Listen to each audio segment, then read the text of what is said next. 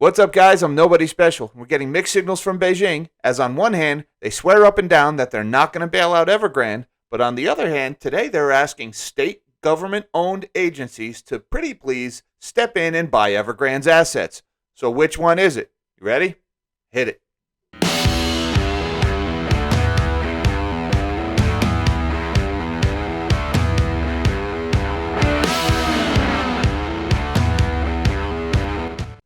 Thank you for joining me. I'm Jack Gamble, and I'm Nobody Special. And today there's new developments in the story that I'm pretty sure the Chinese Communist Party really wishes would just go away. We had today, Beijing, the Chinese central government, was asking state-backed or state-owned companies to please step in and buy some of Evergrande's assets to help the company raise the cash they needed. And there were some interesting quotes and things I wanted to point out. But before we get into that, I have to ask you guys, pretty please, if you're not going to step in and buy Evergrande's assets while you're here, you might as well click that transitory like button and subscribe to my channel and hit that notification bell. It would really help me out, and I'd be forever in your debt. Wouldn't do much to help Evergrande, but hey. So, while we're here, let's shrink my big fat melon of a head and get into the story. We're going to put me over here. We're going to make me a little smaller. China asking state-backed firms to pick up Evergrande assets, according to sources. I love when articles say this. Sources. They want to quote somebody, but they can't quote anybody. Beijing is prodding government-owned firms and state-backed property developers such as China Banca Ltd. to purchase some of embattled China Evergrande Group's assets, people with knowledge of the matter said. Evergrande, saddled with $305 billion in liabilities, is teetering on the brink of collapse, but the central government is unlikely to intervene directly to resolve Evergrande's crisis in the form of a bailout, according to 6 people, including 4 in government regulatory bodies. I love the anonymity here. According to 6 people, according to 4 people. What specifics Reuters is offering here? But then again, in China, people speak to American press at their peril, so I get it. But I love this line here. The central government is unlikely to intervene directly to resolve Evergrande's crisis. Well, isn't politely asking your state-owned companies to buy these assets, isn't that intervening directly? I mean, sure seems like direct intervention to me, but I digress. Authorities are hoping, however, that asset purchases will ward off or at least mitigate any social unrest that could occur if Evergrande were to suffer a messy collapse, they said, declining to be identified due to the sensitivity of the matter. So, what's going on here? What does this mean? Well, Evergrande is supposedly $300 billion in debt, and they supposedly have, I don't know what they're claiming. I think it was $200 billion US worth of assets. The problem is those assets, nobody wants to buy them. There's no buyers. So is it really an asset? If you own crap that nobody wants and nobody's willing to pay for, you own worthless crap. And somehow Evergrande is saying we've got $200 or $250 billion worth of assets on one hand, but then they're saying nobody wants to buy it. Well, you got to lower your prices. And herein lies the conundrum that Evergrande and really the whole Chinese property development industry has, is they have all of these assets on their balance sheets at bloated prices to make it look like their companies are healthy.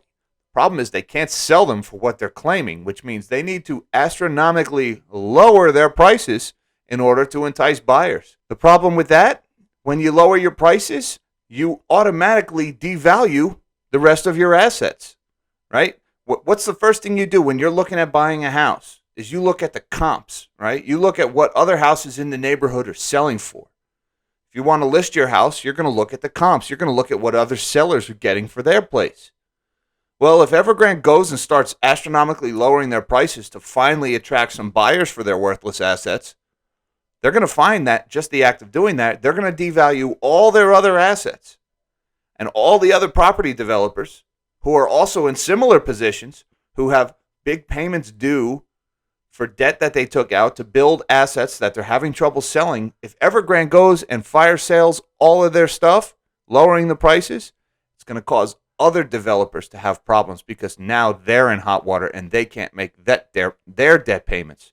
So this is the problem that China's central government has.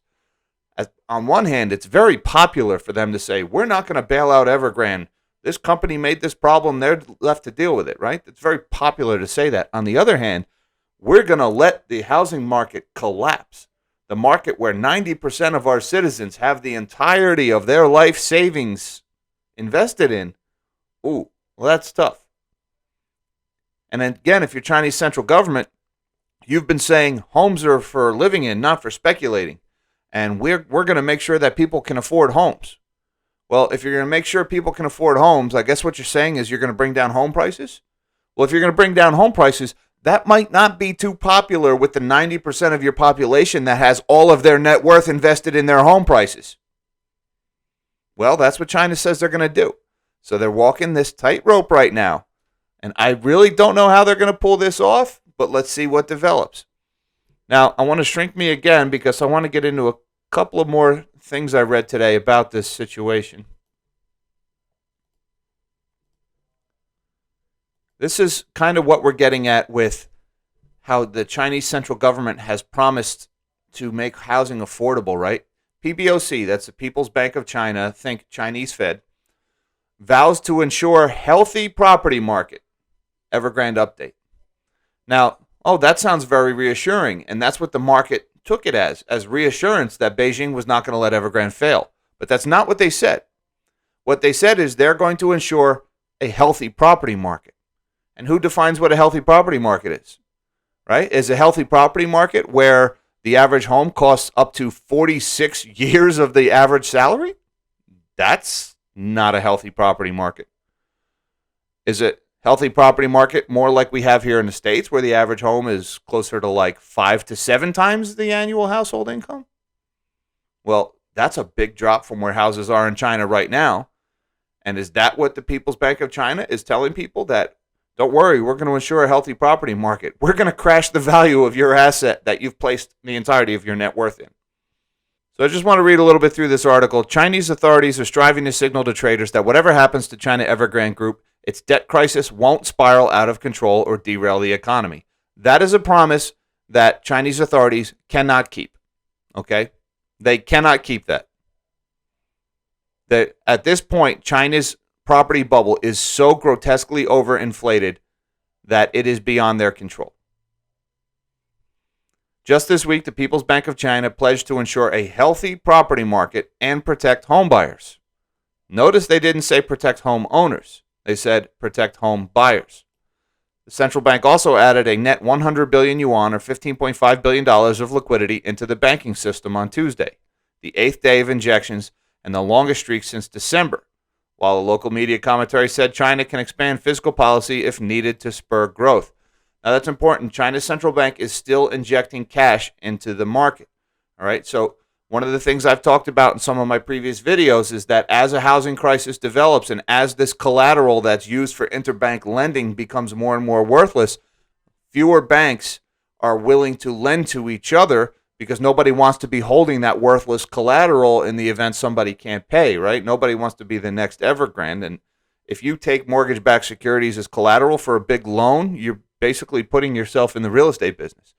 All right, so the banks are not lending to each other as freely as they typically do in China, and it's forcing the Chinese central bank, the PBoC, to have to print money and inject it into the system to keep the liquidity flowing. Very similar to how the Federal Reserve was injecting cash into the repo markets after repo madness in September of 2019. Moving on, I got a kick out of this article. One thing in particular really made me laugh. China to maintain normal monetary policy for as long as possible, PBoC governor says. China will continue its normal monetary policy for as long as possible and has no need to purchase assets like many Western peers, said Yi Gang, governor of the People's Bank of China. Well, what a condescending little Yi Gang he is, isn't he?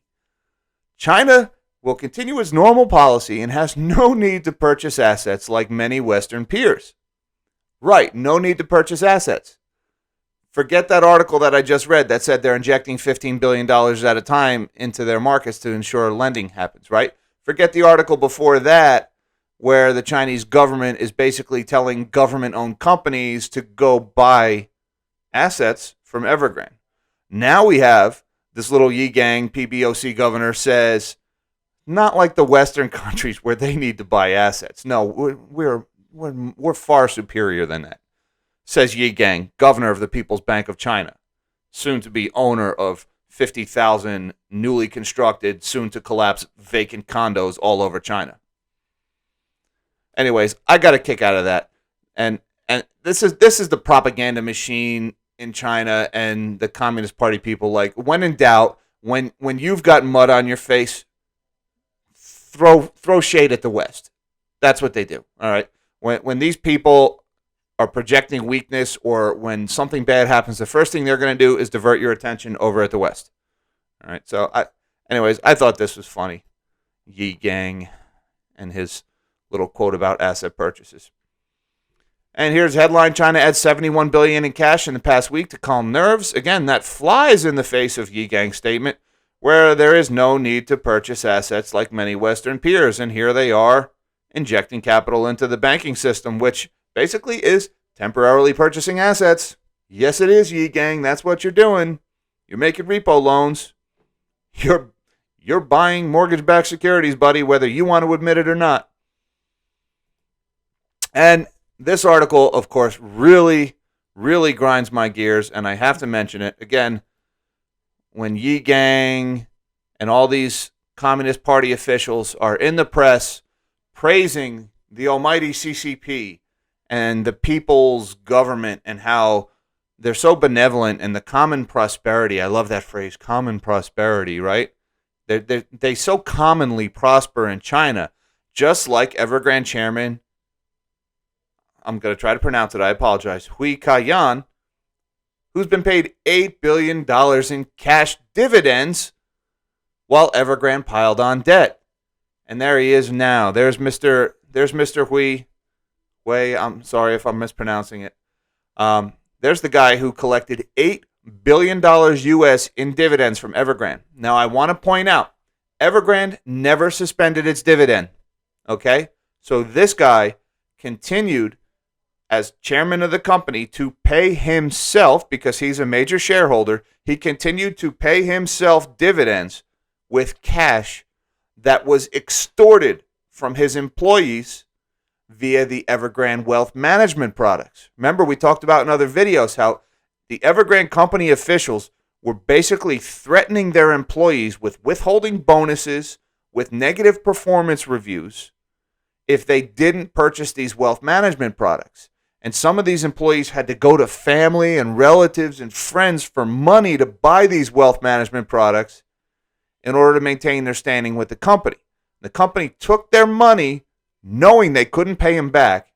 And what did they do with it? They didn't get themselves out of debt. They didn't build a healthier company. No, they paid themselves dividends. $8 billion of it. Common prosperity.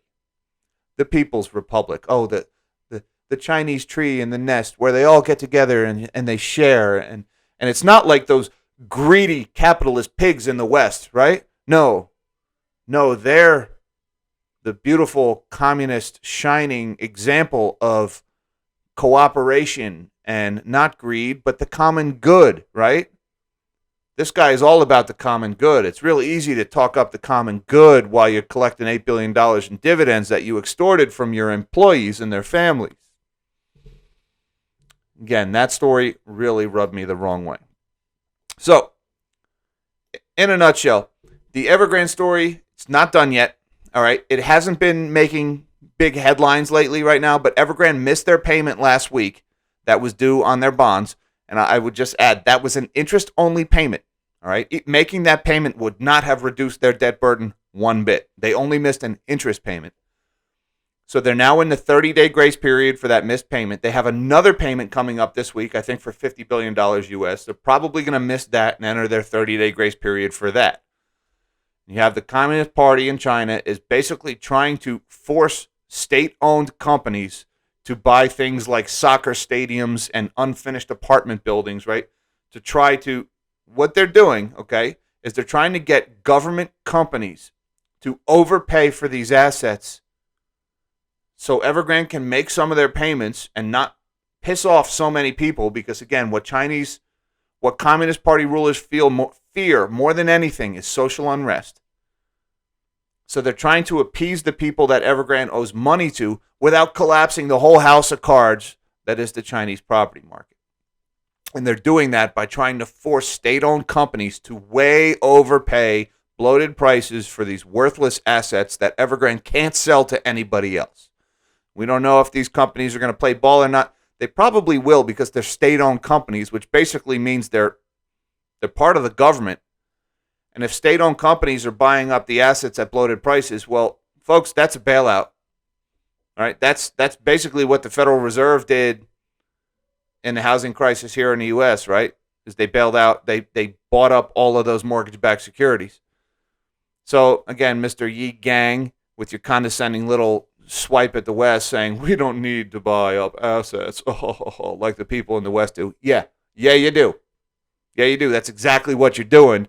You're calling it something else, but you're doing the same thing, Yi Gang. So good luck with that. Anyways, guys, that's all I got for you today. Again, the story's not going away. There's more to come in the weeks to follow, and it may not break overnight, but this story is going to get bigger, and I think this contagion is going to spread, and we haven't heard the last of the Chinese real estate market. Guys, I hope you enjoyed this video. If you did, please remember to give me a thumbs up. Subscribe to my channel. Hit that notification bell. It really helps me out. Helps me to keep this channel growing. I'd be forever in your debt. In the meantime, live small and dream big.